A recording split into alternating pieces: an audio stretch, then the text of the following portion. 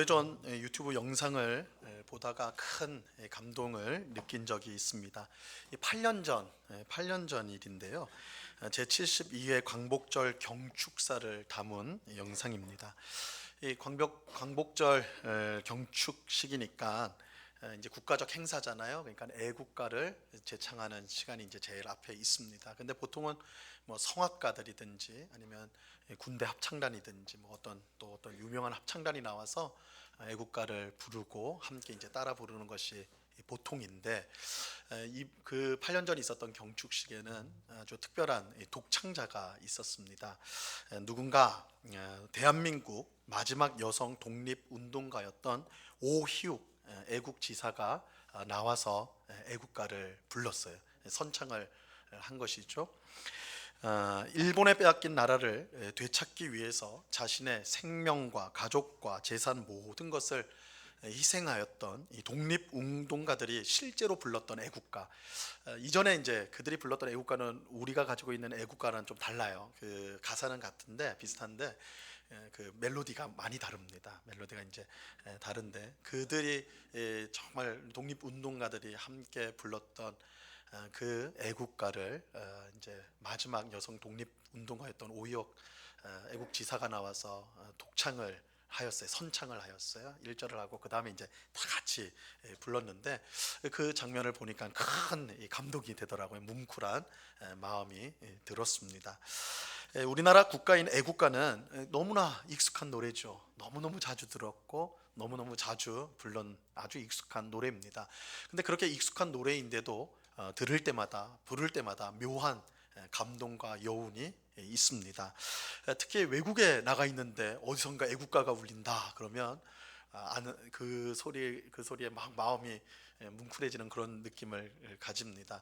외국에 나가면 다 애국자가 된다고 그러잖아요. 그래서 애국가 울리면 막 마음이 아주 감동이 있어요.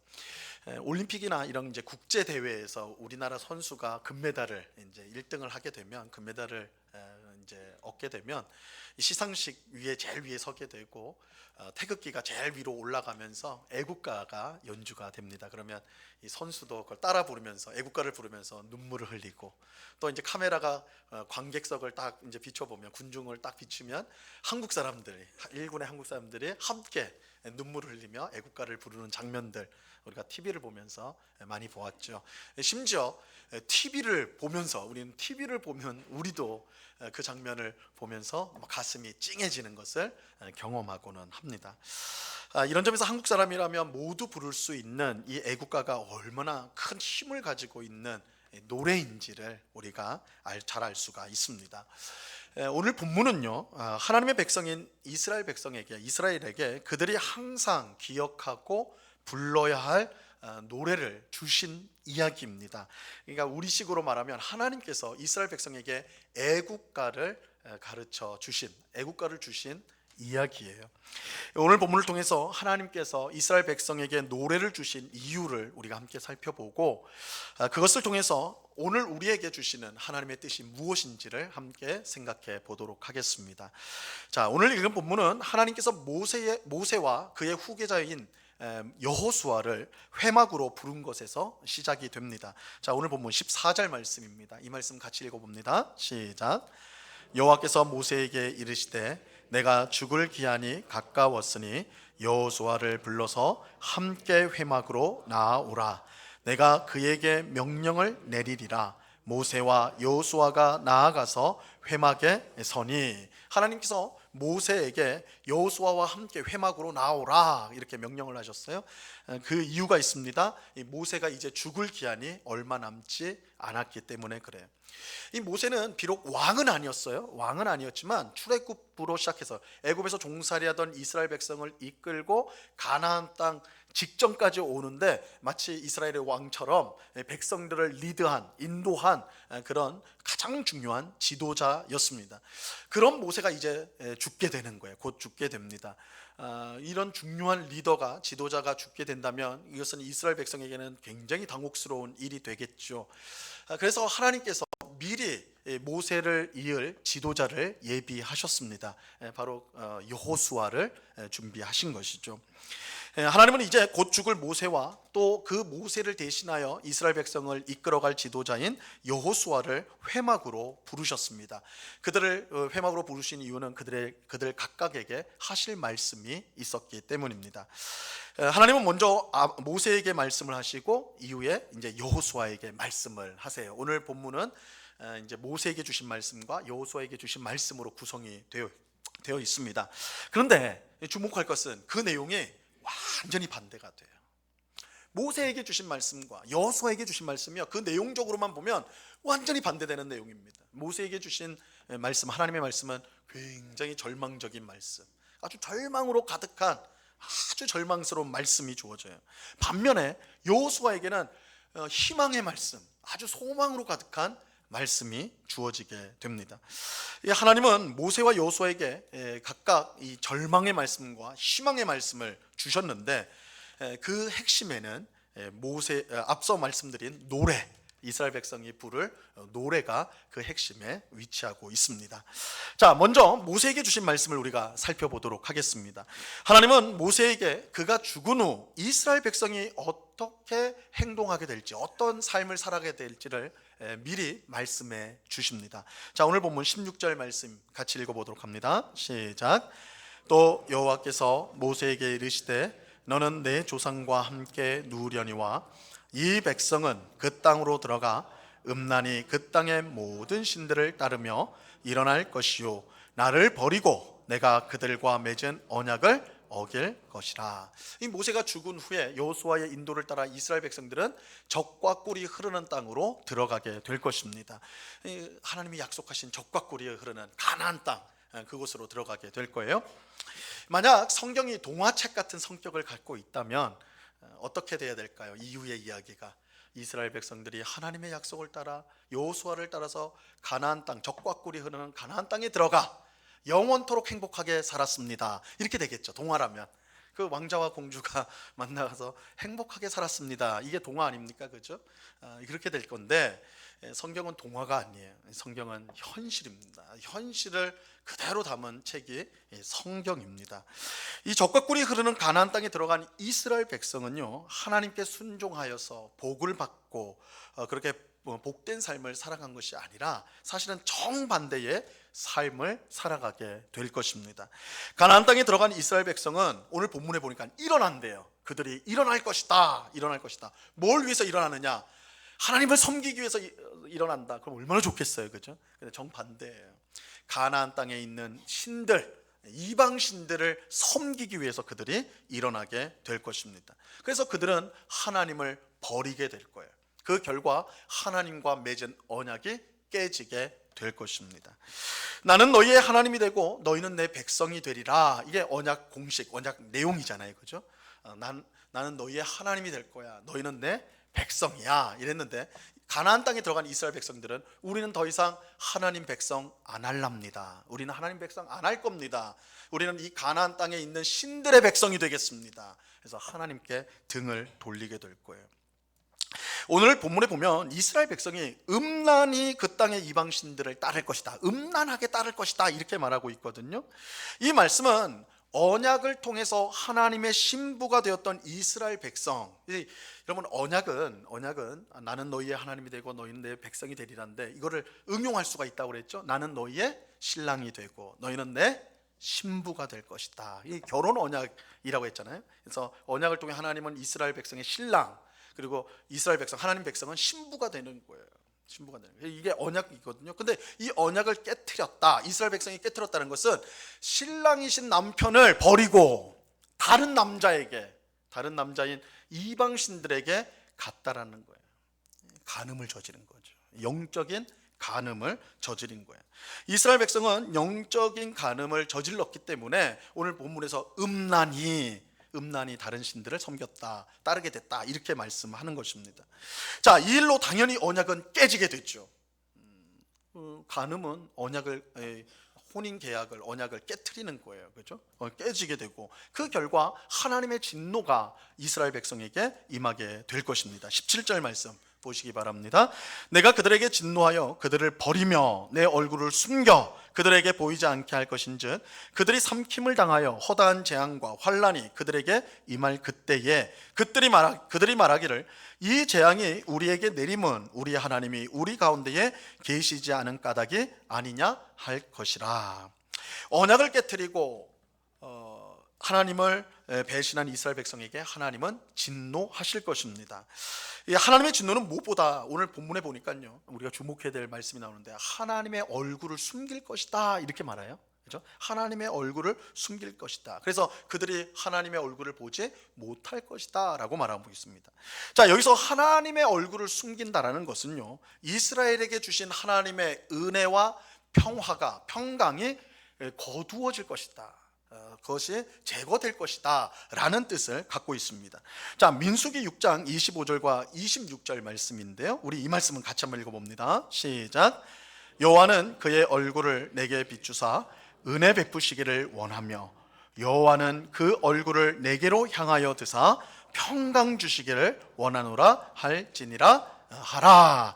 자, 이 말씀은 구약 성경에 나오는 축도예요. 축도. 여러분, 우리 예배 마칠 때 마지막 시간에 목사가 손을 들어서 삼위일체 하나님의 이름으로 복을 구하지 않습니까? 그런데 목사가 손을 들고 하죠. 왜 손을 들고 할까요? 마지막이니까 멋있게 하려고 그렇게 할까요? 그렇지 않습니다. 우리가 예배를 마치고 이제 세상으로 나아가는 주의 백성을 하나님이 복을 내려주시는 거예요. 그래서 우리가 이제 축도라고도 하지만 더 정확하게 말하면 강복이라고 그래요. 강복, 좀 어려운 말인데 복을 내려주시는. 그래서 목사의 손은 목사가 복 주는 거 아니에요. 여러분, 제 손은 아무리 째려봐도 복이 나오진 않습니다. 하나님이 우리에게 복을 내리신다라는 의미로 목사가 손을 드는 거예요.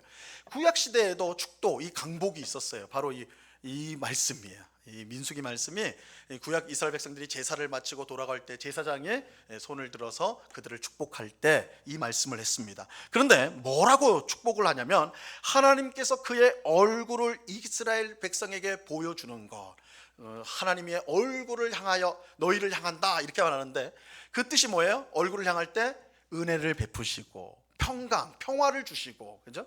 그래서 하나님의 얼굴을 향한다는 것, 하나님이 그의 백성에게 얼굴을 향한다는 것은 하나님의 은혜와 하나님의 평화가 하나님의 백성에게 주어진다는 뜻이 되는 거예요. 하나님은 자신의 신부인 이스라엘을 환한 미소로 바라보세요. 그래서 이 얼굴을 향하신다라고 할 때 어떤 학자는 하나님의 웃음, 스마일, 미소라고 번역을 해요. 미소, 하나님의 미소. 이런 결혼식 이제 가면 저도 이제 주례를 몇 번 서보면서 보면 신랑이요, 보통 신랑이 아주 좋아 죽어요.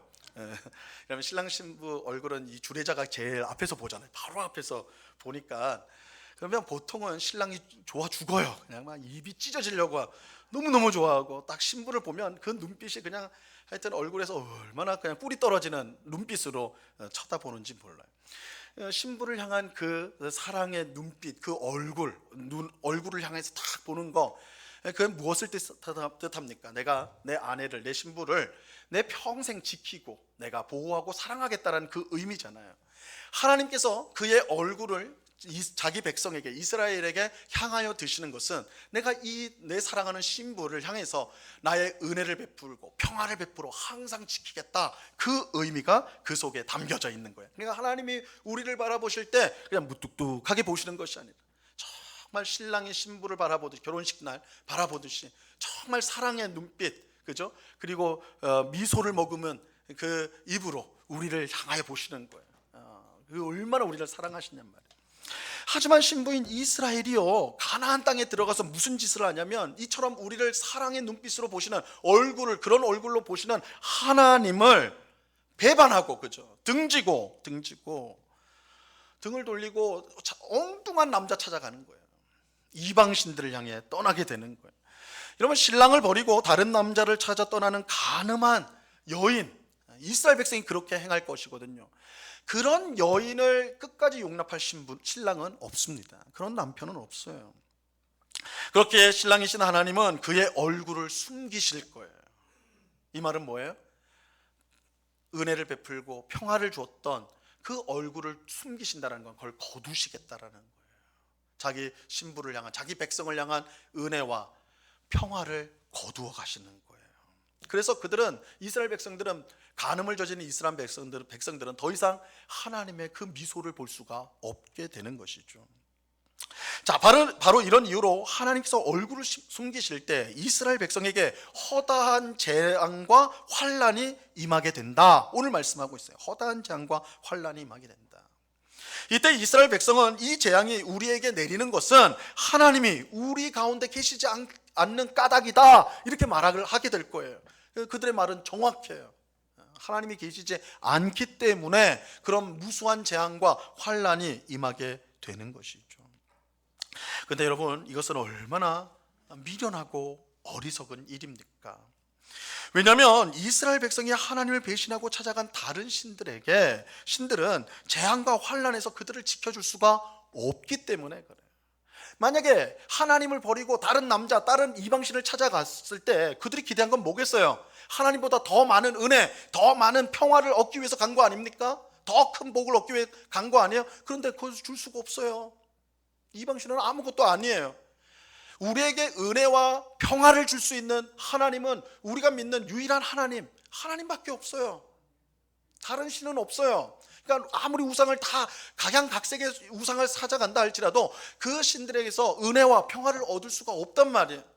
참으로 어리석고 미련한 일이죠.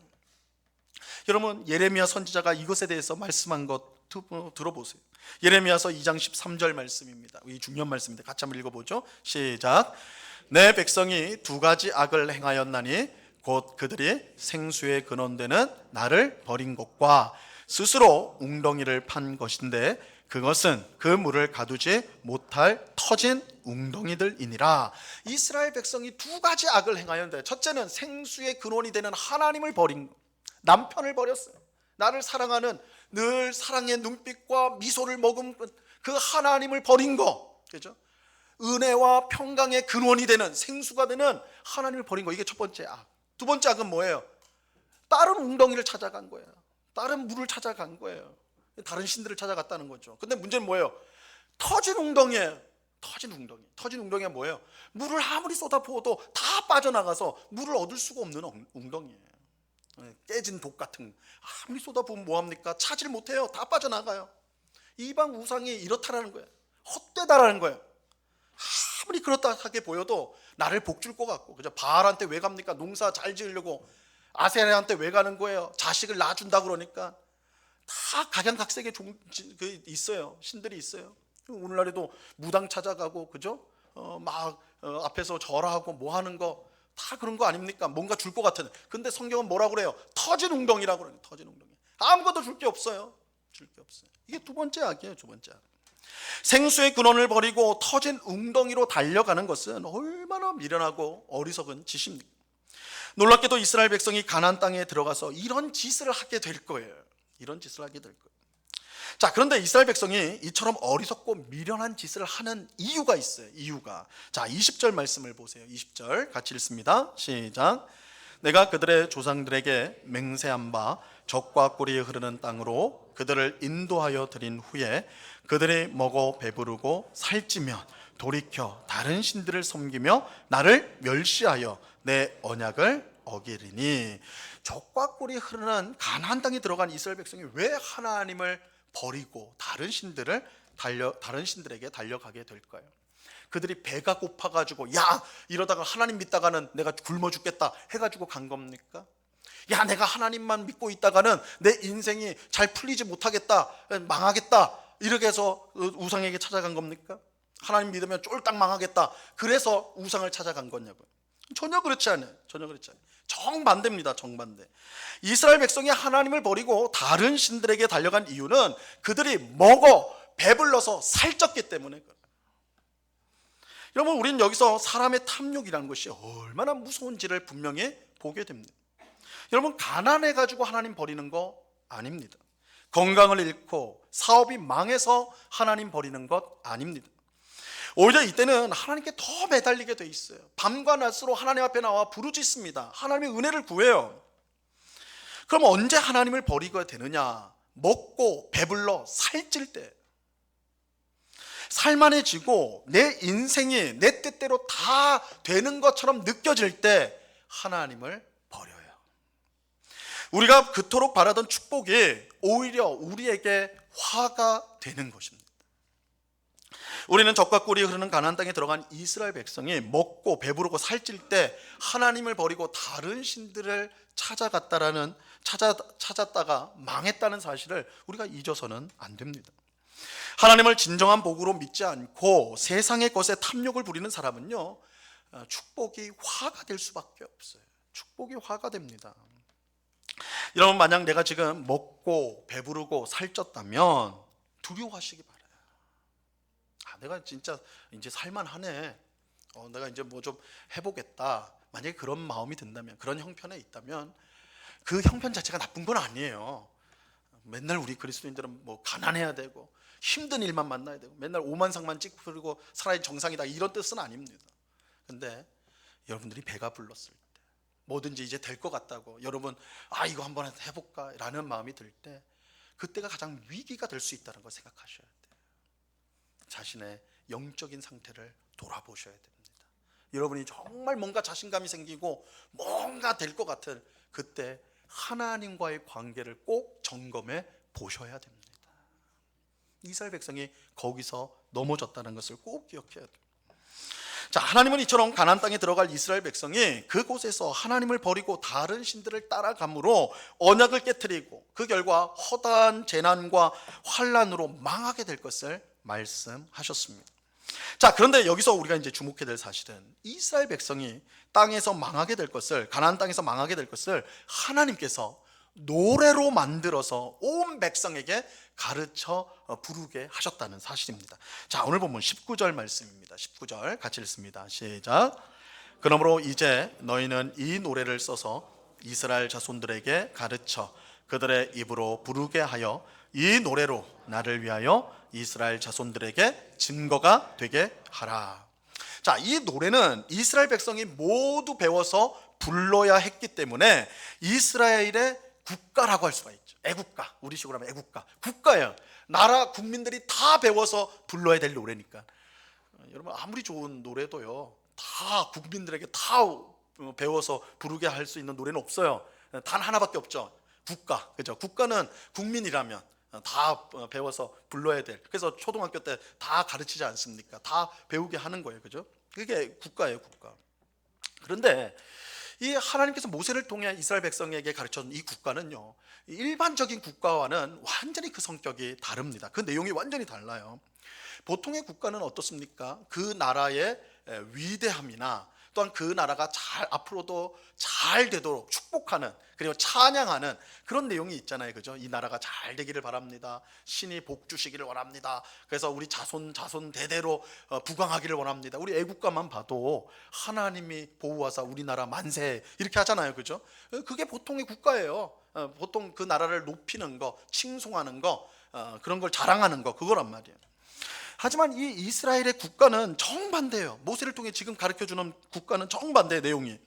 이스라엘 국가의 내용은 이제 신명기 32장에 나옵니다. 우리가 지금 31장을 보는데 다음 장이에요. 그래서 우리가 아마 다다음 시간에 이 노래를 살펴보게 될 텐데, 이 노래의 대부분이 하나님을 버리고 다른 신들을 섬겨서 하나님의 진노를 받아 우리는 망하게 될 것이다, 이 내용이에요.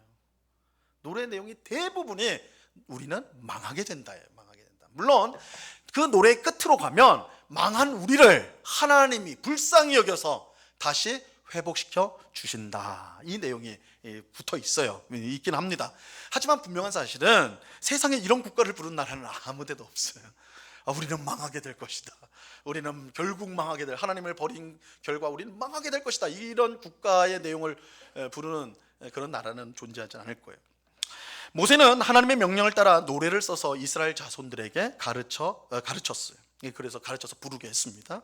이것이 하나님께서 모세와 여호수아를 회막에 불러서 모세에게 주신 말씀이에요. 모세에게 주신 말씀. 물론 이 말씀을 모세만 들은 건 아니에요. 또 누가 들었어요? 여호수아가 들었겠죠. 그 옆에 있었으니까. 하나님이 너 귀마고 이러지 않는 한 여호수아도 옆에서 같이 들었을 거란 말이에요. 아마 여호수아는 하나님께서 모세에게 주신 말씀을 들으면서 그 마음이 너무너무 착잡했을 거예요. 아주 마음이 괴로웠을 겁니다. 모세는 곧 죽어요. 이제 곧 있으면 모세 죽는 내용 나옵니다. 모세는 곧 죽어요. 가나안 땅에 안 들어갑니다. 이스라엘 백성을 가나안 땅에 데리고 들어간 사람 누구예요? 여호수아예요. 여호수아. 그러니까 지금 너희는 가나안 땅에 들어가서 망한다. 하나님 모세에게 그렇게 말씀하셨거든요. 그 망한다 할 때 그 대상이 누구예요? 여호수아예요. 모세와는 상관없어요. 나는 천국에 가 있다 이건데, 여호수아는 그들을 데리고 들어가야 되는 거예요. 망할 백성을 데리고 가나안 땅에 들어가야 될 사람이 여호수아예요. 여호수아. 그러니까 그의 마음이 이 모세에게 주시는 말씀을 여호수아가 옆에서 들을 때에 그 마음이 굉장히 답답하고, 야, 이게 어떻게 된 건가, 이렇게 생각할 수밖에 없었을 거라고요. 어느 면에서 보면 이것은 마치 주인이 소나 양을 도살장으로 끌고 가는 것과 비슷한 얘기예요.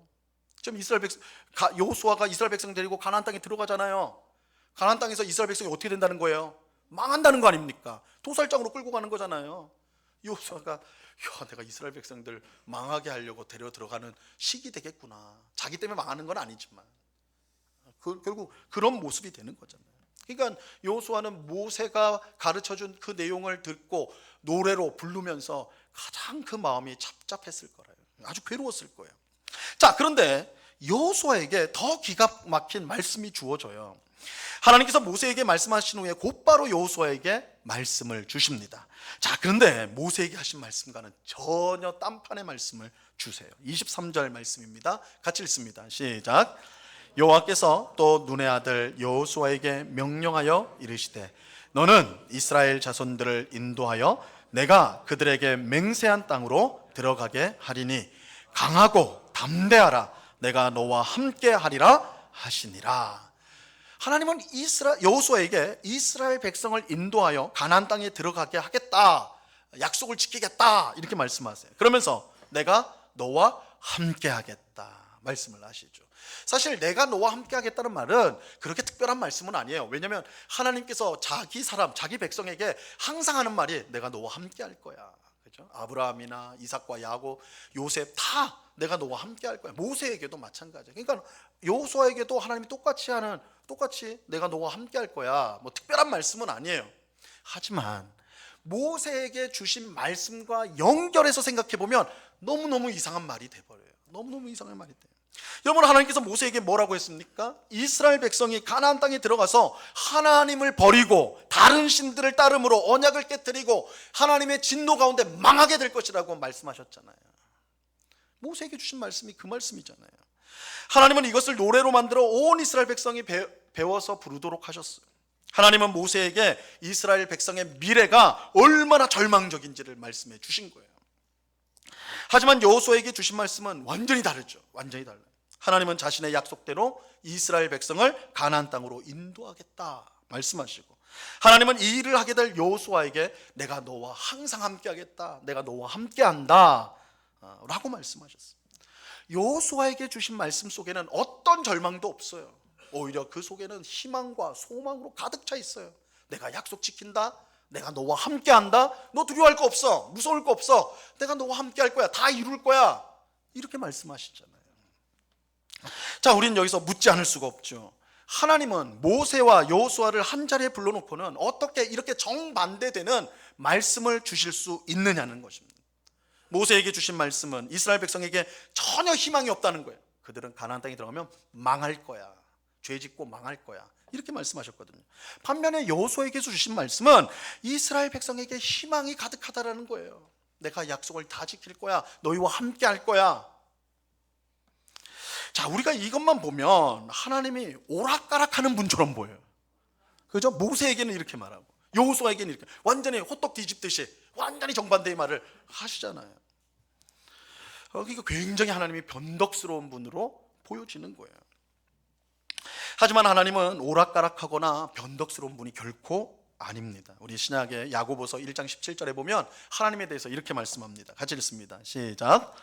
온갖 좋은 은사와 온전한 선물이 다위로부터 빛들의 아버지께로부터 내려오나니 그는 변함도 없으시고 회전하는 그림자도 없으시니라. 하나님은 어떤 분이세요? 그는 변함도 없으시고 회전하는 그림자, 변덕이라고는 하나도 없는 분, 한결같은 분, 신실하신 분. 여러분, 우리가 하나님 앞에 구원에 대해서 확신을 가질 수 있는 이유가 여기 있는 거예요. 여러분들이 매주 예배 빠지지 않고 봉사 열심히 하고 전도도 열심히 하고, 그래서 여러분이 구원을 확신할 수 있는 게 아니에요. 우리는 늘 변합니다. 우리는 변덕스럽죠. 우리는 오락가락하죠. 근데 하나님이 오락가락하지 않으세요. 하나님께서 오늘 야 너희 예배 잘 드렸다, 오늘 다 구원 도장 다 찍어주고, 근데 다음 주에 왔더니 하나님 마음이 좀 속이 상하셨어요. 다 취소, 다시부터 오늘부터 시작하자. 만약 그런다면 우리 중에는 구원의 확신을 가질 수 있는 사람이 아무도 없겠죠. 늘 두렵겠죠. 근데 하나님 변치 않으세요. 하나님은 한번 구원하기로 작정한 백성은 반드시 그 구원을 이루세요. 우리가 그걸 믿기 때문에 우리는 오락가락하고 우리는 변덕스럽지만 우리가 구원의 확신을 가지고 살아갈 수가 있는 거예요. 하나님의 그 신실함, 믿음직함 때문에. 하나님은 절대 오락가락하거나 변덕스러운 분이 아니에요. 믿음직한 분이, 변치 않는 분이, 신실하신 분이다. 자, 그렇다면 하나님은 모세와 여호수아에게 왜 이렇게 다르게 말씀하셨을까요? 다르게. 자, 우리는 여기서 오늘 본문을 통해서 하나님 말씀하시는 핵심을 보게 됩니다. 이 부분이 중요합니다. 자, 그것은 이스라엘 백성은 스스로 망할 수밖에 없는 절망적인 사람들이며 절대 스스로 고칠 수 없는 구제불능의 사람들이라는 것. 이게 첫 번째, 모세에게 주신 말씀이죠. 그것. 그런데 그럼에도 불구하고 그런 구제불능에 절대로 망할 수밖에 없는 그런 이스라엘 백성이라도 하나님이 함께 하시면 어떻게 돼요? 소망이 있다는 거예요. 이게 모세하고 여호수아가 그 자리에 동시에 있는 그 자리에서 각각의 주신 말씀을 합쳤을 때 이 메시지가 나오게 되는 것입니다. 여러분, 우리는 구약 성경을 통해 이러한 사실을 분명하게 확인하게 되죠. 하나님께서 모세에게 주신 말씀처럼 이스라엘의 역사는요, 하나님을 버리고 다른 신들을 따름으로 언약을 깨트리고 하나님의 진노를 받아 망하는 역사예요. 이 구약 성경이 되게 두껍잖아요. 그래서 신약보다 엄청 두껍잖아요. 여러분들 보면 아유 왜 이래 두꺼워가지고 구약 성경을 읽는 게 참 힘든데, 근데 구약 성경을 보면 이런 내용이 뚜렷하게 나타나요. 뚜렷하게. 하나님을 구원받은 백성이 자꾸 엉뚱한 이방신에게 엉뚱한 대로 가는 거예요. 그죠? 그래서 언약을 깨트려요. 그러면 하나님의 진노를 받아요. 그럼 망해요. 그게 이스라엘의 역사예요. 이스라엘 역사. 그 역사를 다 기록한 거예요. 근데 여러분, 그렇게 망한 이스라엘 백성이 실제로 이스라엘이라는 나라도 망하죠. 722년에 북이스라엘이 멸망하고 기원전 586년에 남유다가 망해요. 그러니까 진짜 실제로 이스라엘이 망합니다. 언약을 깨트려서. 근데 이스라엘이 없어졌습니까? 이스라엘이 없어졌나요? 예수님이 이스라엘에 온 거 아니에요. 그죠? 유대인들에게 온 거 아닙니까? 근데 500년 전에 나라는 망가졌거든요. 그러니까 망했어요. 망했는데 없어졌느냐? 없어지지 않았어요. 어떻게 가능합니까? 막 이스라엘 백성들이 막 각성을 해가지고 야, 우리가 이대로 살면 안 되겠다. 우리 회개하자. 우리 다시 돌이키자. 우리 열심히 새마을 운동도 하고 뭐도 하고 그래서 돌이키자. 이랬습니까? 아니에요.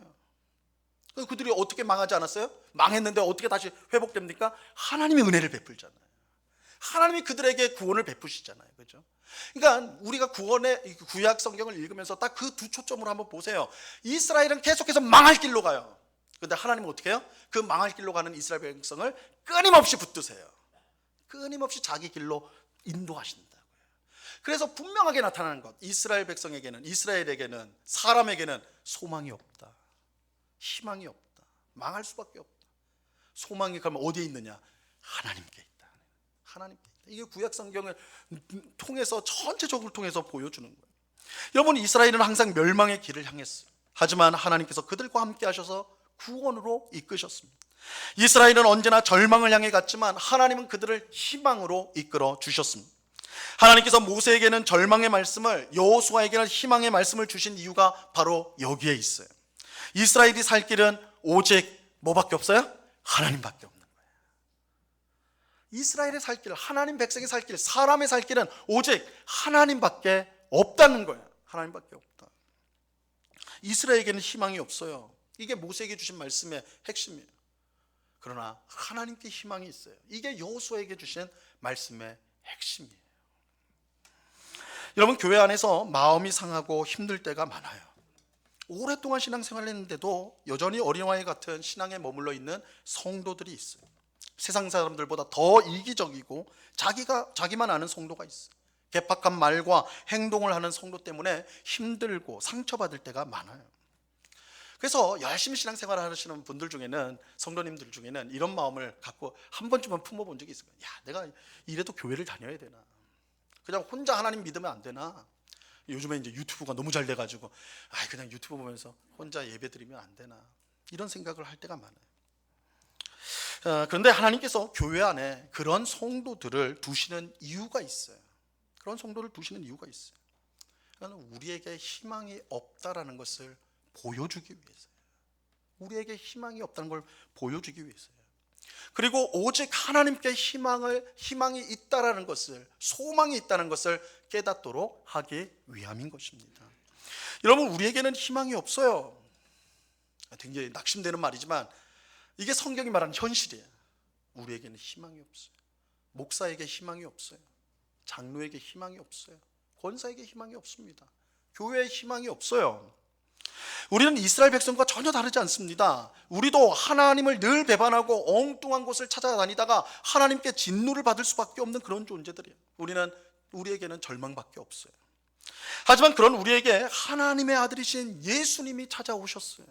그리고 우리에게 세상 끝날까지 너희와 항상 함께 하리라 말씀하셨어요. 여기에 우리의 희망이 있어요.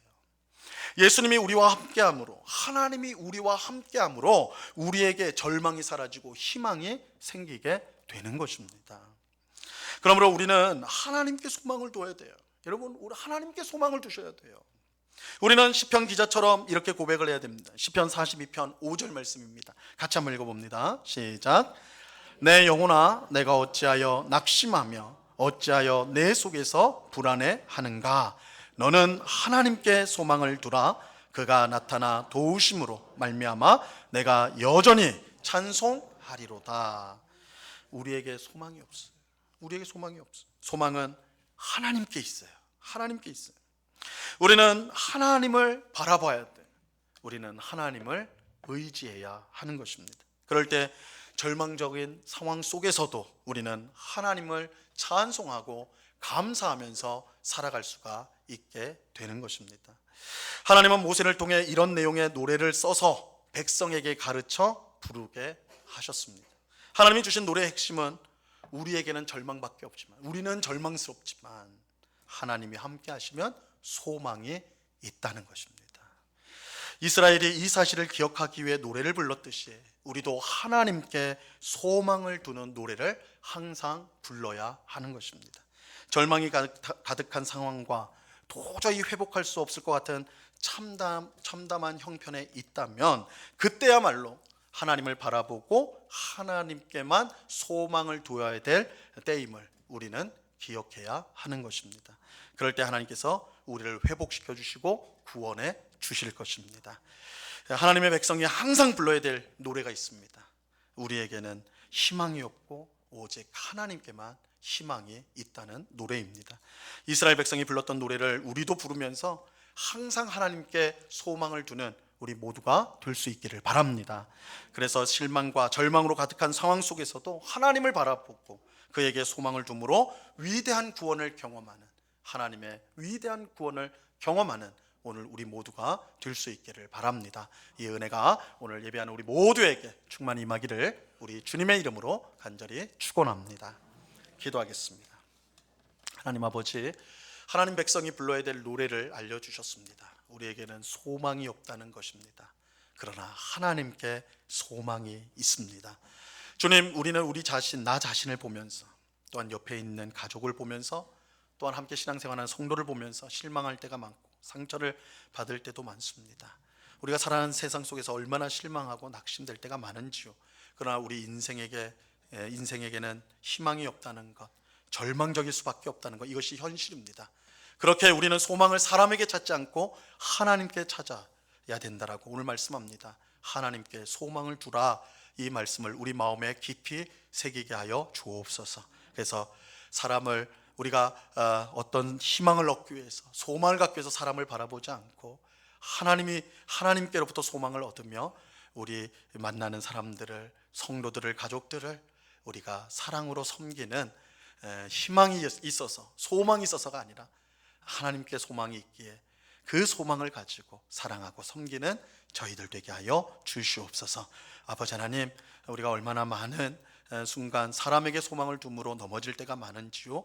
오늘 주신 말씀을 우리 마음에 잘 새겨서 하나님께 소망을 두며 주님 나라에 이르기까지 그 소망 가운데 힘차게 우리에게 주신 소명, 또한 우리에게 주신 사명을 잘 감당하여 이루어 영광 돌리는 그런 복된 삶을 늘 살아갈 수 있도록 인도하여 주시옵소서. 우리 주님께 감사하며 예수 그리스도 이름으로 기도드리옵나이다. 아멘.